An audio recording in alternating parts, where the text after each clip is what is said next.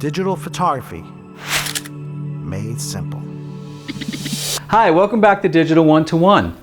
On this segment, we're going to show you how to be consistent with your focus every time. Now, we all look at prints and we look at the images that we take on our computer screen, and of course at that moment they're larger.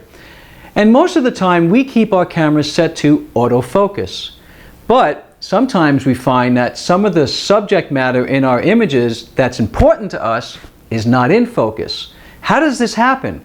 Well, we leave our cameras basically on autofocus all the time, but we have an option.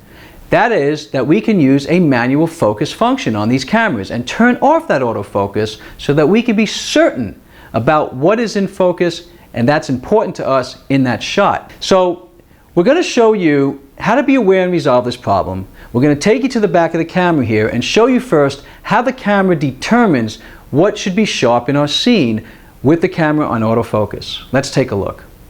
Okay, so here's our shot in autofocus from the previous image you just saw. Our camera has made the decision to randomly pick these spots of focus, as you saw with the green highlights in the shot before. Now, do I know if my eyes are sharp when I blow that image up? I don't know. All I know is that the camera made this decision for me. So when I blow up my print, it could be a random act that maybe I am, maybe I'm not. In order to know for certain that our subject or what's important to us in our image is in focus, we need to turn off the autofocus. Let me show you how this is done.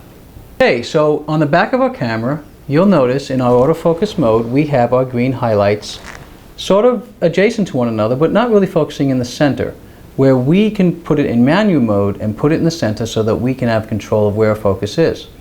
So let's go to our menu button here at the bottom. Now remember, on most cameras, you're all going to have these functions, but remember, everybody has slightly different places for them or different highlights. So you're going to find these functions on your camera just as easy as we're finding them on ours.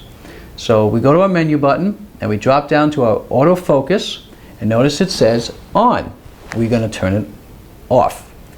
We hit our menu button again, and now you'll see the focus plane highlight solely in the center.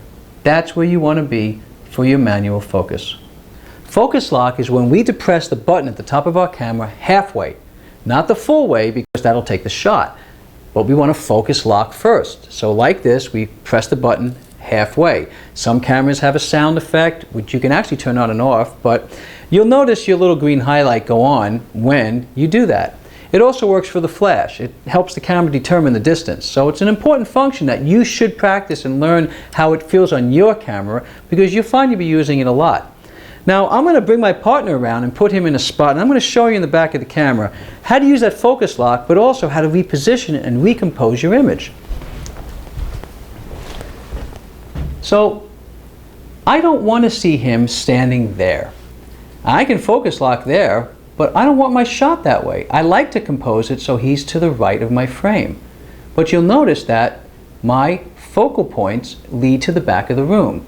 So if I was to shoot this way, I would now be focused onto the back of the room. What we need to do is we point our center of camera, we focus on our subject, and then recompose the camera to where we want to have our shot. It's really that simple. Now that's how we have control and certainty of our focus. So now let me show you the two images where we placed emphasis of our center manual focus point on the foreground and then one on the background.